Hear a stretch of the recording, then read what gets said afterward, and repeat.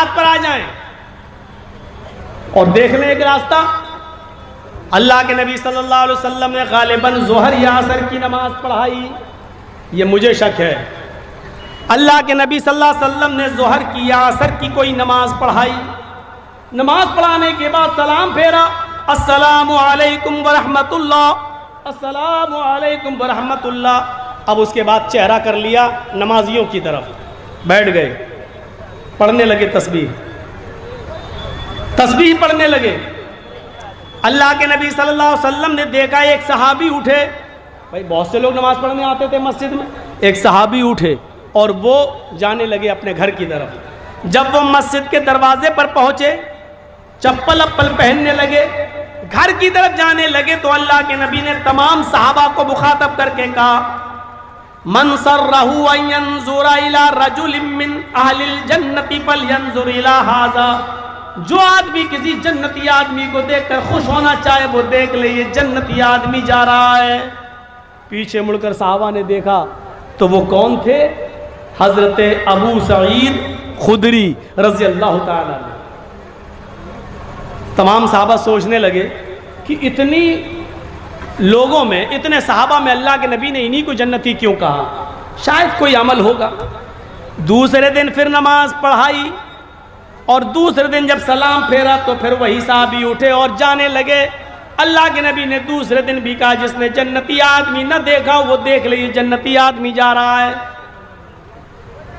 تیسرے دن بھی آپ نے نماز پڑھائی اور نماز پڑھانے کے بعد جب سلام پھیرا تو پھر وہ صحابی اٹھے اور جانے لگے.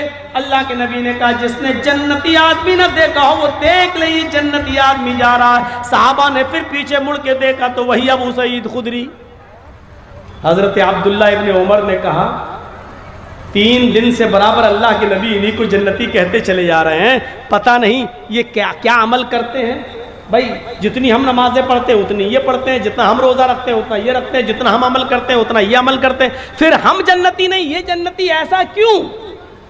تو دل میں سوچا ہو سکتا ہے شاید گھر میں یہ کچھ ایسا عمل کرتے ہو کہ جس کی وجہ سے اللہ کے رسول نے ان کو جنتی کہا ہو اور جبرائیل نے بتا دیا ہو کہ اللہ کے نبی یہ جنتی ہیں.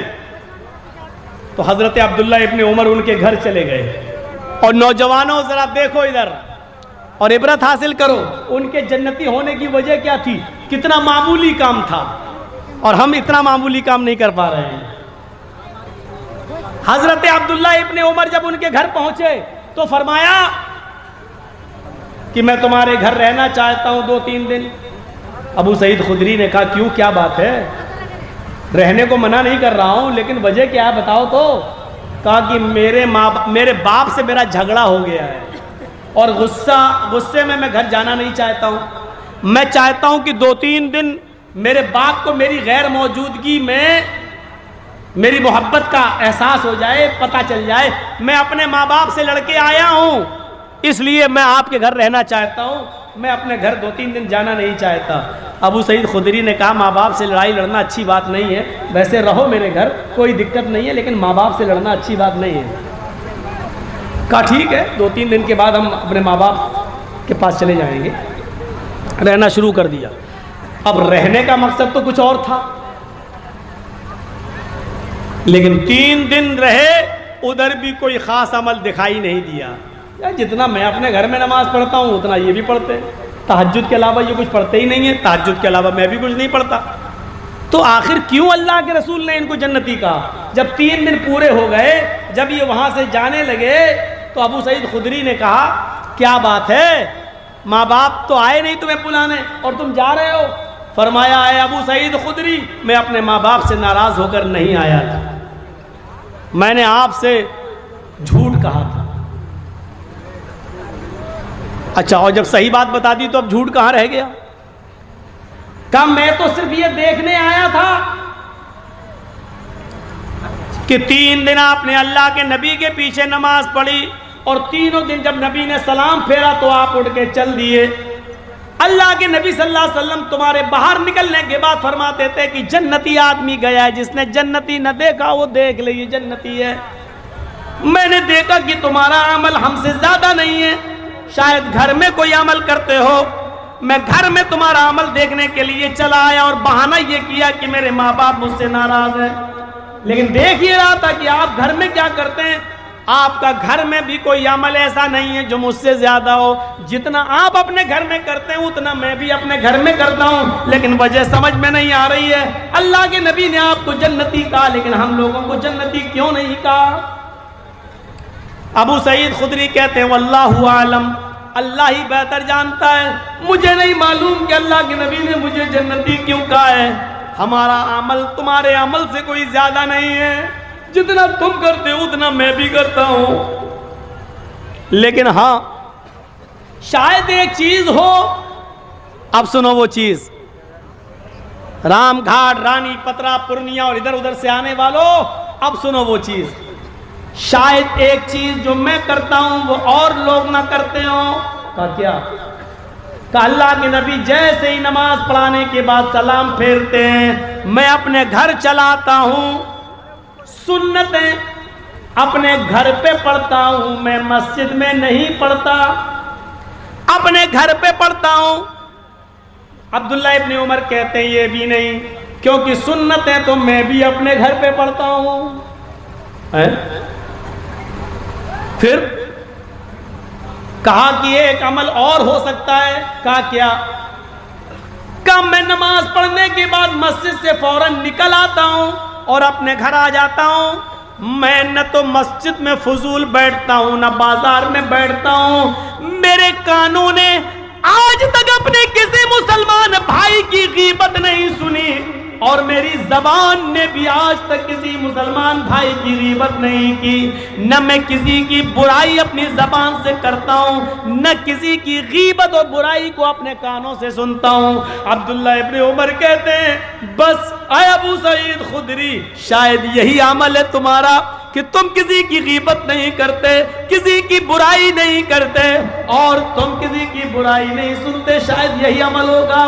پھر یہ مسجد میں آئے اللہ کے نبی کے پاس اور کہا اللہ کے رسول، ہم نے ابو سعید خدری کے گھر میں بھی دیکھا، ہمارا عمل ان کا نہ تو باہر ہم سے زیادہ ہے، اور ان کا عمل ہمارے عمل سے نہ تو گھر میں زیادہ ہے نہ مسجد میں زیادہ ہے، پھر کیا وجہ ہے؟ کیا آپ نے ان کو جنتی کہا ہے؟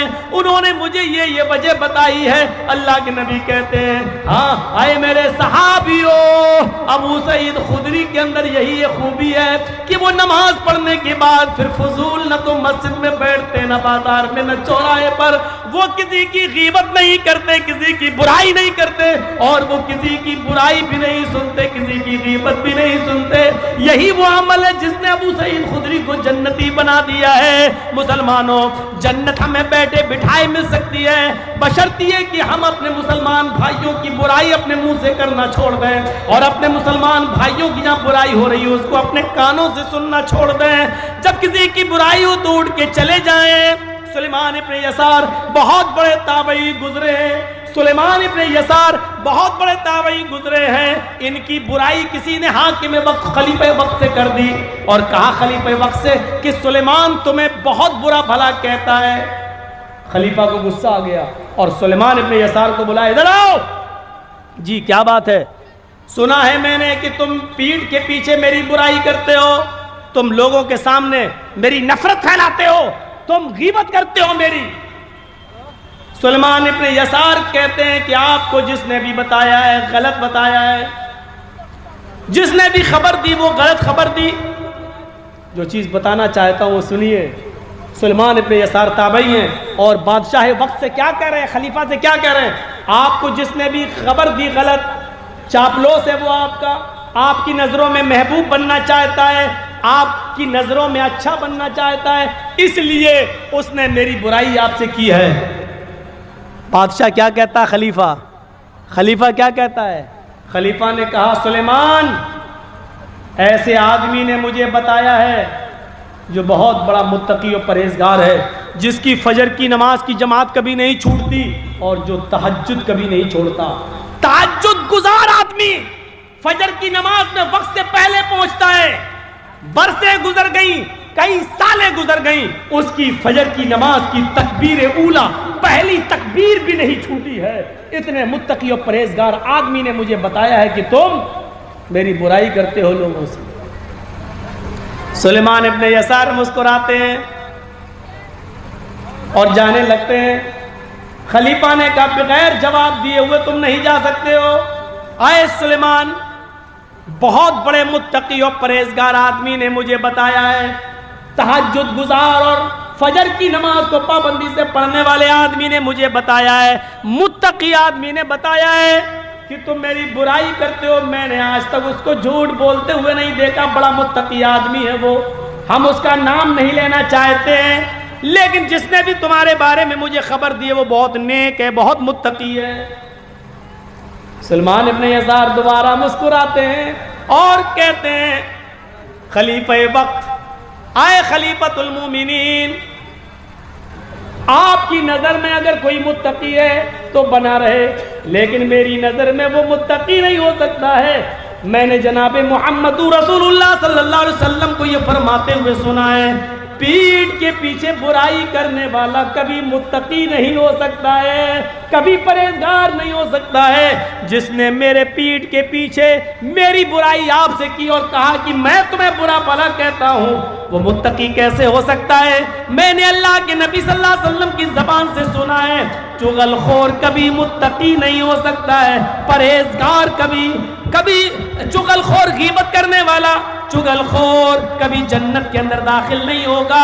لا يدخل الجنت قطات، چغلی کرنے والا، پیٹھ کے پیچھے برائی کرنے والا کبھی جنت میں داخل نہیں ہوگا۔ جس نے میری برائی پیٹھ کے پیچھے کی ہے، جب وہ جنتی ہی نہیں ہے تو ہم اس کو متقی کیسے مان لیں؟ پیٹھ کے پیچھے برائی کرنے والا چغل خور کبھی متقی نہیں ہو سکتا۔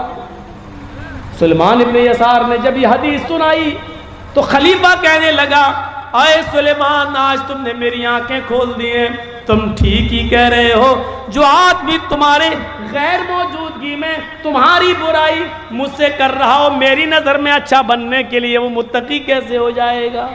جاؤ۔ اس واقعے سے کیا پتہ چلا؟ چاہے کتنی نمازیں پڑھ لو، چاہے کتنی تہجد پڑھ لو، چاہے کتنی فجر کی نماز پہلی صف میں جا کر پڑھنے لگو، اگر کسی کی غیبت کرتے ہو تو غیبت کرنے والا جنت میں، چغلی کرنے والا جنت میں نہیں جائے گا۔ حدیث ہے لا يدخل الجنت قطات، چغل خور جنت میں داخل نہیں ہوگا۔ یہ حدیث ہے بخاری شریف کی، جنت میں جانے والا جو جائے گا وہ چغل خور ہوگا، وہ جنت میں نہیں جائے گا۔ پیٹھ کے پیچھے چغلی کرنے والا جنتی نہیں۔ یہ کتنا بڑا نمازی تھا، کتنا بڑا تہجد گزار تھا، سالیں گزر گئی، فجر کی نماز کی پہلی تکبیر نہیں چھوٹی، لیکن حضرت سلیمان ابن یسار نے جھٹکے میں کہہ دیا۔ آپ اس کو متقی مانتے رہیے، اللہ کے رسول فرماتے ہیں کہ چغل خور جنت میں نہیں جائے گا، پیٹھ کے پیچھے میری برائی کرنے والا متقی کیسے ہو سکتا ہے؟